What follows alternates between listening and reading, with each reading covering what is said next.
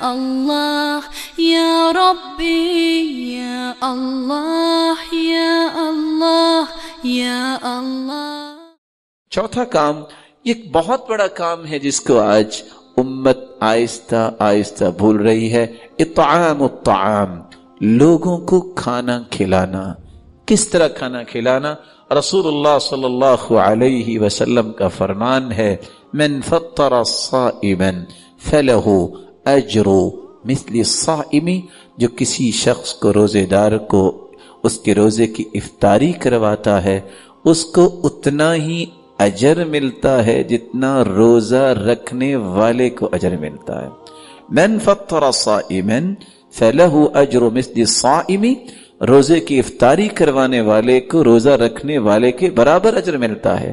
کاش اس بات کو جس نے سمجھا، آج اللہ نے برکتیں بھی دی، اور میری دعا ہے کہ اللہ آپ سب کو اپنے گھر کی زیارت نصیب فرمائے۔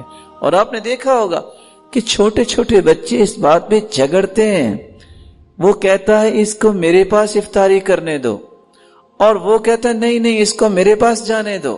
یہ تربیت ہے، یہ سوچ ہے جو رسول اللہ صلی اللہ علیہ وسلم نے صحابہ کو دی تھی۔ اور آپ صلی اللہ علیہ وسلم تشریف فرما تھے تو آپ صلی اللہ علیہ وسلم نے ایک خوشخبری سنائی۔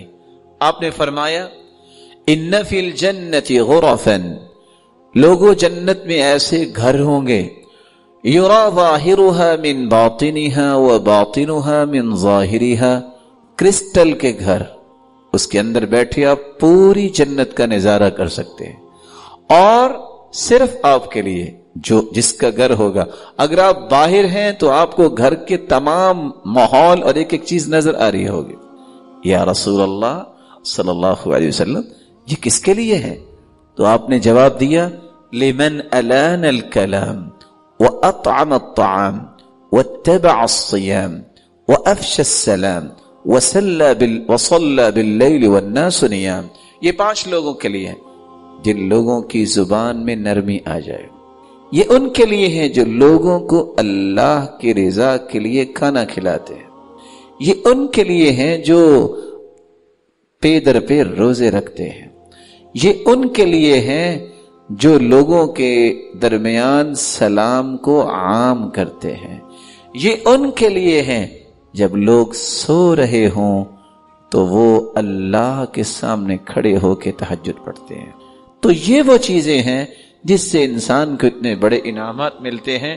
اور حیرانگی کی بات یہ ہے، سلف صالحین کہا کرتے تھے، لَأَنْ أَدْعُوا عَشْرَةً مِّنْ أَصْحَابِي فَأُطْعِمَهُمْ طَعَامًا يَشْتَهُونَهُ احب الی من ان اعتق 10 من ولد اسماعیل، میں اپنے 10 ساتھیوں کو بلاؤں اور ان 10 ساتھیوں کو بلا کے کھانا کھلاؤں، یہ مجھے زیادہ اچھا لگتا ہے کہ میں اسماعیل علیہ السلام کی اولاد میں سے 10 لوگوں کی گردنیں آزاد کروں۔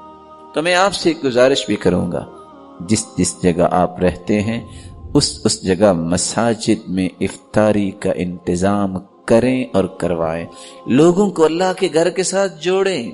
وہ مسجد میں آئیں گے نماز پڑھیں گے، وہ مسجد میں آئیں گے ذکر کریں گے، وہ مسجد میں آئیں گے دعا کریں گے۔ اللہ کے ساتھ تعلق جوڑنے والا وہ اللہ کے ہاں کتنا پیارا ہے۔ آپ سوچ سکتے ہیں اسماعیل علیہ السلام کے اولاد میں سے 10 لوگوں کی گردنیں آزاد کرنا کتنا بڑا کام۔ اور کیا کہہ رہے ہیں سلف، 10 لوگوں کو میں کھانا کھلا دوں مجھے اس سے زیادہ پیارا ہے۔ اور اگر کہ ایک شخص مسجد میں آ جاتا ہے یا آپ کے گھر آ جاتا ہے اور وہ بچہ ہے، اس نے روزہ نہیں بھی رکھا، آپ اس کو ڈانٹیے مت۔ ہو سکتا ہے ایک شخص جو روزہ نہیں رکھا، اس کو پتہ نہیں، آپ کی اس دعوت اور اس حلال لقمے کی وجہ سے اللہ تعالیٰ اس کو پوری زندگی کے لیے روزوں کا پابند بنا دے۔ ڈانٹیے مت۔ یہ لقمہ جو ہے یہ لقمہ معمولی نہیں۔ صحیح بخاری کی روایت کے مطابق اگر کتے کو پانی پلانے والی وہ بنی اسرائیل کی بدکار عورت کے سارے گناہ معاف ہو سکتے ہیں اور وہ جنت جا سکتی ہے، تو کسی مسلمان کو ایک لقمہ کھلانا، اس سے اللہ تعالیٰ مسلمان کو جنت نہیں دیں گے؟ یہ رب کے فیصلے ہیں۔ خیر خواہی اور ہمدردی کا دروازہ زندگی میں بند نہ کیجیے. یہ مت دیکھیے اس کا روزہ ہے یا نہیں، تلقین کیجیے، دعوت دیجیے، خیر خواہی کیجیے، بتائیے مسلمان روزہ رکھتا ہے. مومن کا معنی یہ ہے کہ وہ ارکان اسلام کا پابند ہوتا ہے، لیکن اپنے آپ کو خیر سے دور نہ کیجیے. تو رمضان المبارک میں ہم کس طرح اپنے آپ کو اس قابل بنا سکتے ہیں؟ روزہ رکھیں، تراویح پڑھیں، قرآن مجید کی تلاوت کریں، زبان کی حفاظت کریں، اور لوگوں کو کھانا کھلانا، ان کو افطاری کروانا. اور جہاں آپ نہیں پہنچ سکتے، ایسے لوگ بھی ہیں جو سفید پوش ہوتے ہیں. آپ اپنے نیبر میں دیکھیں کتنے لوگ ہیں جن کے پاس سحری اور افطاری کا بندوبست نہیں ہوتا. آپ کیوں نہیں پیکج ایسا تیار کرتے کہ میں اپنے ان لوگوں کو 50 سے 100 لوگوں تک افطاری کا راشن پہنچاؤں گا جن کے پاس روزہ رکھنے کی طاقت نہیں ہے. میں اگر ایک ایسے کمرے میں بیٹھا ہوں جہاں ٹھنڈی ہوا ہے، کبھی میں نے دیکھا، کبھی میں نے سوچا کچھ ایسے بھی لوگ ہیں جن کے گھر میں پنکھا نہیں ہے. میں ہر روز 1 سے 2 سے 4 مشروبات کے ساتھ افطاری کروں، اور میں نے کبھی سوچا کہ کتنے ایسے لوگ ہیں جن کے پاس میٹھا پانی بنانے کے لیے بھی اخراجات نہیں. مومن کا دل زندہ ہوتا ہے، وہ اس طرح کی باتیں سوچتا ہے اور سوچ کے پھر عمل بھی کرتا ہے. اللہ تعالیٰ سب کو توفیق سے نوازے. رسول اللہ صلی اللہ علیہ وسلم نے ان 4 کاموں کے بعد جو 5واں کام کیا وہ یہ تھا، كان اذا دخل العشر احيا الليل وايقظ اهله وجد وشد المئزر. خصوصاً آخری عشرے میں اللہ کے رسول صلی اللہ علیہ وسلم جب داخل ہوتے تو لیلۃ القدر کی تلاش میں آپ پوری رات زندہ کرتے. کیا مطلب؟ پوری رات بیدار رہتے. ایقظ اہلہ، اپنے گھر والوں کو بھی اٹھاتے. وجد وشد المئزر، بہت کوشش کرتے اور کمر بستہ ہو جاتے. کس لیے؟ لیلۃ القدر کی تلاش میں. رسول اللہ صلی اللہ علیہ وسلم پر قرآن نازل ہوا، لیلۃ القدر خیر من 1000 شہر. کس طرح انسان، کسی کی عمر 81 سال ہوتی ہے، ایک رات کی عبادت 1000 مہینوں سے بہتر. اس لیے اس رات کی تلاش میں آخری عشرہ انسان کو اللہ کے لیے اس طرح گزارنا چاہیے کہ وہ رات کو قرآن پڑھے، رات کو دعا کرے، اللہ رب العزت کے سامنے گر گڑائے. اور حدیث آپ نے سنی ہوئی ہے، جس کی زندگی میں رمضان آیا پھر اس نے معافی نہیں مانگی، گناہ نہیں بخشوا لیے، وہ جہنم میں گہرا گر جائے. اللہ کے رسول صلی اللہ علیہ وسلم نے اس پہ آمین کہا. اور چھٹا وہ کام جو انسان کو رمضان میں خصوصاً کرنا چاہیے، الدعاء، دعا کرنا. اور لوگوں کے ہاں یہ جو تصور ہے اس کو ختم کیجئے کہ صرف افطاری کے وقت دعا قبول ہوتی ہے، پہلے نہیں ہوتی. یہی وجہ ہے سارا دن وہ دعا کرتے ہی نہیں ہیں. کہتے ہیں جب افطاری کا وقت ہوگا تو ہاتھ اٹھائیے. رسول اللہ صلی اللہ علیہ وسلم نے یہ نہیں کہا. اللہ کے رسول نے کیا فرمایا؟ 3 دعوات یستجاب لہن لا شک فیہن، 3 دعائیں قبول ہوتی ہیں جن کی قبولیت میں کوئی شک نہیں. دعوت الصائم، روزے دار کی دعا. روزہ کب سے شروع ہوتا ہے؟ فجر سے. کب ختم ہوتا ہے؟ جب افطاری ہوتی ہے. سارا دن دعا کا موقع ہے. اس کو افطاری کے ساتھ صرف خاص نہ کیجیے، اس وقت بھی مانگیے، منع نہیں ہے. لیکن صبح سے لے کے جب سے آپ کا روزہ شروع ہوا افطار تک آپ کی دعا رد نہیں ہوگی.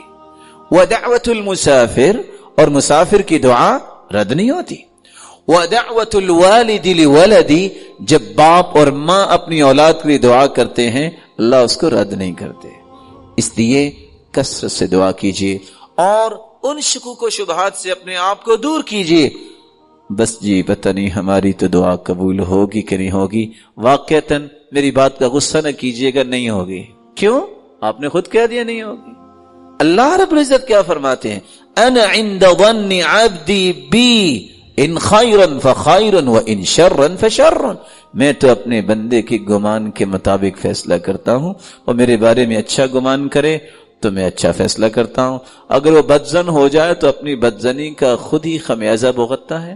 آپ سوچ سکتے ہیں حدیث کیا کہتی ہے، انا مع عبدی اذا ذکرنی وتحرکت بی شفتا، میں اپنے بندے کے ساتھ ہوتا ہوں، اپنے علم اور قدرت اور رحمت کے ساتھ۔